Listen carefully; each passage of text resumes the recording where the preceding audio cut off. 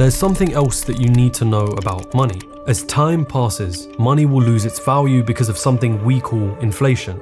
In 1913, a gallon of milk cost around 36 cents. In 2013, the price rose to $3.53, nearly 10 times as much. Most countries aim for an inflation rate between 2 to 2.5% annually. This number is how much value the money you have stored up loses every year, meaning that saving all your money in a bank account actually becomes a problem over time. And that's when you're presented with this term, investing, the idea of using your money to make more money to beat this rate of inflation. You've probably heard about this stock market thing and how it's one of the easiest ways to invest your money. But what even is the stock market? How do you even begin investing in it? And is it truly as lucrative as other people want you to believe?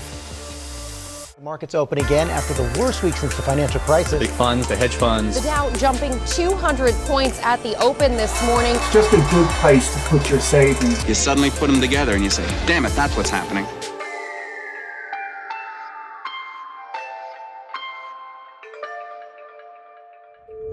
A market is simply a place in which things are bought and sold. If you live in a country like the United Kingdom, the United States, or India, your economy is very much fueled on a wide array of markets. For example, a fruit market deals with the buying and selling of fruits. A real estate market deals with the buying and selling of houses. And the stock market deals with the buying and selling of stocks, which begs the question, what exactly are stocks? A stock or a share, both terms are used interchangeably to essentially mean the same thing, represents a part ownership in a company. If company X had a total of 10 shares, sometimes commonly referred to as the outstanding shares, and the founder of this company owns all 10 shares, they own 100% of the company. If the founder owns 5 shares, then they own only 50% of the company, and so on. Now, we often refer to those who own shares in a company as a shareholder, but this begs a new question. Why would a business owner or a founder decide to sell shares in their own company? Imagine for a moment that you owned your own company, a bakery. Things have been going well. You own the best baked goods in the area, and sometimes customers are queuing beyond the door, but you're aiming big. See, you truly believe that your bakery company and the goods that you produce are the next best thing in the industry. And so you want to expand your business. You want to open up more chains, hire more employees, run bigger marketing campaigns. But to do that, you're going to need to raise more capital or money for your company. Now, you could go to the bank and ask to borrow money, but that means paying interest on that loan. They might even deem you too risky and refuse to accept your offer. So another option to raise capital for your business is by issuing or selling shares in your company. You can either do this privately and sell those shares to some good friends who believe in your business, or you can do this publicly and have those shares sold to anyone that wants to buy. This would be done through a special event which is known as an IPO, an initial public offering, whereby your private company becomes a public company. And so, after another successful day at the bakery, you decide to do it. You decide to IPO. Frenzy on Wall Street today for the initial public offering of Twitter. Bulletin board pricing its IPO at $19 each. Electric car makers surged to nearly 41%, the second best IPO gain of the year. Well, tremendous interest in this IPO this morning. Uber has priced its IPO at $45 per share. Part of going public as a company is deciding on how many shares of your company you would like to actually issue, and the number of shares you issue to the public is commonly referred to as the float. Now, the initial value of each share in your company is determined by how well your company is doing financially, how similar businesses are doing, and how much demand there will be for your shares when they do go public, along with many other factors. Public companies will then have their shares listed on what is called a stock exchange. To explain this, let's use fruit markets as an analogy. In your city, there may be numerous amounts of fruit markets, but you will have the choice of only one of these fruit markets to set up your fruit stall. Now, instead of fruit markets, imagine they're called stock exchanges. They're the actual place at which the trading occurs. And instead of fruit stalls, there are a bunch of companies listed at these stock exchanges. It's up to you to pick the most appropriate exchange to list your company's shares. And each stock exchange will have their own specific requirements in order for companies to have their shares listed and traded there. Some of the biggest exchanges in America are the New York Stock Exchange, founded in 1817, the NASDAQ, founded in 1971, most notable for having some of the biggest tech companies listed there, such as Google, Apple, Amazon, and Intel. But stock exchanges exist around the world, not just America. Now let's introduce stockbrokers into the mix. A stockbroker purchases and sells stocks on behalf of an investor. They act as a middleman. In the past, brokers would go to what is called a trading floor at a stock exchange, shouting over one another, trying to fulfill their clients' requests. But thanks to the power of technology, this process has become more and more automated and is done using computer algorithms. This actually reduced the need for a physical location for a stock exchange. The NASDAQ, for example, has no trading floors at all. So, how does a trade actually happen? An investor will first go to a broker and make an order for a share, just like you'd make an order for Amazon. This order, however, will include a few extra details in order to help your broker. First, you must actually specify the company in which you'd like to buy or sell shares in. This is often represented through what is called a ticker symbol, which is just an abbreviated name to represent a company. Apple's ticker symbol is AAPL, Amazon is AMZN, Tesla is TSLA, to name a few. You can find out what a company's ticker symbol is through a quick Google search. Next is the side, which is, do you want to buy or sell shares? Then you have the type of order. You see, it helps to see the stock market as an auction market. There are thousands of buyers bidding for how much they want to buy a share for, and thousands of people selling, asking for a certain price. When a buyer and seller match, the trade commences. This happens millions of times a day, as the price of a share fluctuates based on the supply and demand for those shares. One order type is a market order, which essentially tells your broker to buy or sell that share at whatever price is available on the market. Another order type is a limit order,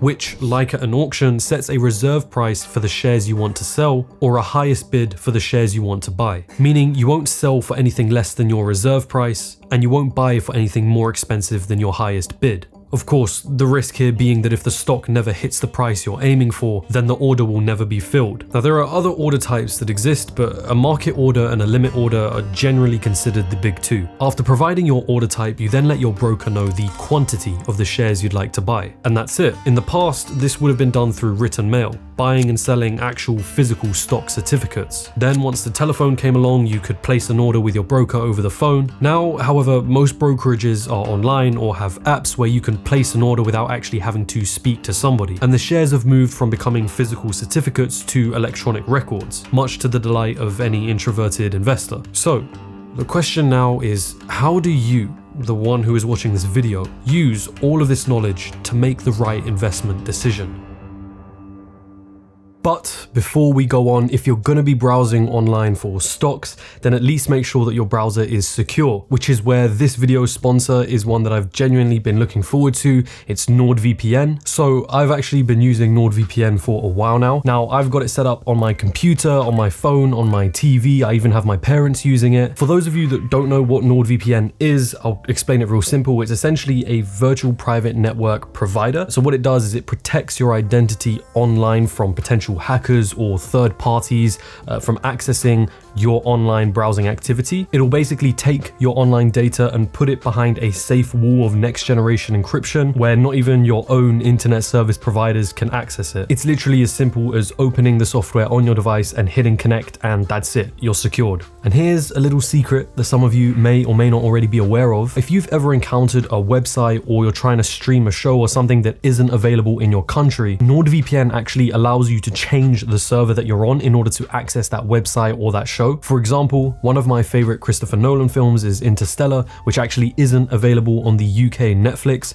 So if I then go into NordVPN and change my server to France, however, I can then watch it and it is available for me to stream. Plus, NordVPN is offering a huge discount on their 2-year plan if you go to nordvpn.com/JamesJani, or you can use the code JamesJani at checkout. And even better, you get a 30-day money-back guarantee along with a 24/7 customer support if you ever need help or have any issues. But they are offering this discount for a limited time, so do be sure to secure yourself online by clicking the link in the description below, or go to nordvpn.com/JamesJani. The game of investing has various players. You'll often hear people use the term retail investors or institutional investors. A retail investor refers to people like me or you who are making investments for their own personal account. Institutional investors, however, refers to the big players in the game. Pension funds, mutual funds, hedge funds, banks, and so on, that invest large sums of money on behalf of their clients. These institutions will often have analysts who meticulously study the market and determine the best investment decisions to make. This video is, however, focused for people like me and you, retail investors. The goal is to make money, and to do this, we want to buy a stock and at some point sell it for a higher price, profiting the difference. You'll commonly hear the phrase buy low, sell high. That is essentially what we're aiming for. But to do that, we're going to have an idea of what stocks are going to rise in price and what stocks are going to fall in price. But how could you possibly know that? Well, the price of a share is very much fueled by the supply and demand for that share. If tomorrow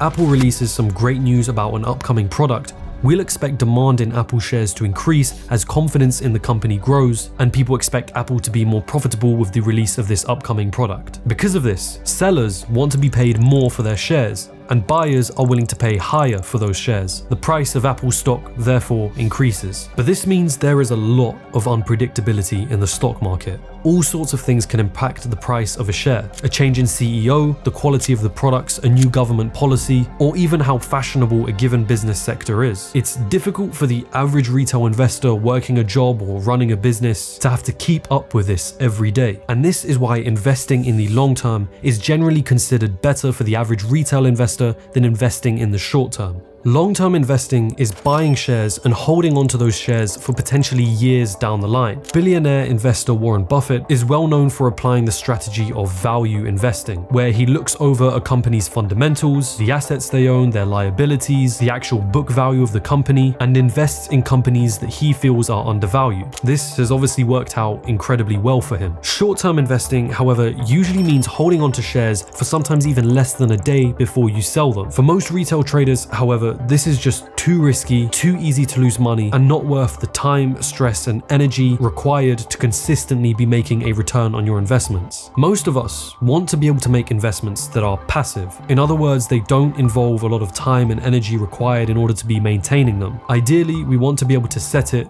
and leave it. And for some people, even the idea of doing research into a company seems like more effort than we'd like. Enter indexes. Indexes measure the performance of certain stocks and tend to tell us something about the stock market overall. For example, you might have already heard of the Dow Jones Industrial Average, sometimes shortened to the Dow Jones or just the Dow. This is an index that tracks the stock performance of the top 30 companies listed on the stock exchange in the United States. Our fears that the Dow will drop and drop quickly. With the Dow up more than 1,000 points. The Dow sharply higher, above 30,000 as you talked about. Or perhaps you might have heard of the Standard & Poor's 500, more commonly known as the S&P 500. This index tracks the stock performance of the top 500 companies listed on the US stock exchange. In the UK, we have the FTSE 100, which tracks the top 100 UK companies listed on the exchange. The purpose of these indexes alone is to help us see how the stock market is doing overall. But what if you were able to invest into a fund that contained all of these companies inside of it? This is where index funds and what we call ETFs, which stand for exchange traded funds, come into play, both of which are very much the same with only slight differences. For example, the Vanguard S&P 500 ETF contains all of the companies inside the S&P 500 index, but allows you to invest in it just like you would a normal stock. In other words, you can go to your broker and make the purchase of one share in the Vanguard S&P 500 ETF, meaning that you are essentially splitting up your money into the 500 companies that the S&P 500 index tracks. This single fund acts as a way of diversifying your investments without actually having to go out of your way to invest and manage shares in 500 different companies. Instead, an ETF like the Vanguard S&P 500 does this for you. It looks as though you're invested in just one stock, but in fact, it's a basket of other stocks. Best of all, when a new company enters the S&P 500 index, it is automatically included in the S&P 500 ETF without you needing to do anything. You'll often hear many personal finance writers or YouTubers preach about investing in ETFs like the S&P 500 because it's a comparatively safe and passive investment if you are looking to invest in the long term. But the question is, how much can you reasonably expect to earn from the stock market? Truth is, we've been in a bull market since 2009. A bull market is generally where we see the prices in shares rise, as opposed to a bear market in which we see the prices in shares fall. Because of that, we're seeing more and more investors expect higher than average returns on their portfolio, which is just a fancy way of saying the stocks that they own. But market crashes, as we know, are bound to happen, and often for reasons that we can't predict. In most cases, you'll find that an average annual return of 6 to 10% of your investments is good, which of course doesn't sound as flashy or as extravagant as one might expect. But remember, for the average retail investor, the stock market shouldn't be seen as a way of making a lot of money fast. For the long-term investor, it's very much a game of patience and investing in your portfolio month by month. But be warned, you will encounter people promising you high returns on your money all over the place. And with the rise in popularity of apps like Robinhood or Webull and others that make trading in the stock market more and more easily accessible, retail investors often invest into the stock market without doing their due diligence or a slither of research. So here's some key warnings to be on the lookout for. You'll often hear the phrase, buy the dip, and as annoying as it is to hear that, it's important to understand. Investing can very much be fueled by our emotions, and when we see a stock rise in price, the fear of missing out may kick in and we may end up making a bad trade. It's in fact when we see a share fall in price that it's usually the best time to invest. The dip is where the money is made. 2. Invest what you can afford to lose. A common piece of advice you'll hear is to invest roughly 10% of your earnings each month. For me, that often ends up being put into the Vanguard S&P 500 ETF that we mentioned before, but it's money that I'm happy to set and leave for a very long time. We're talking 10 to 20 years into the future. 3. Don't panic and sell the moment you see your shares fall in value. If you're investing for the long term, then you should expect to see some peaks and troughs. But if your portfolio is diversified enough, this shouldn't matter in the long run. You never lose money on a trade until you've actually sold the shares that you've bought.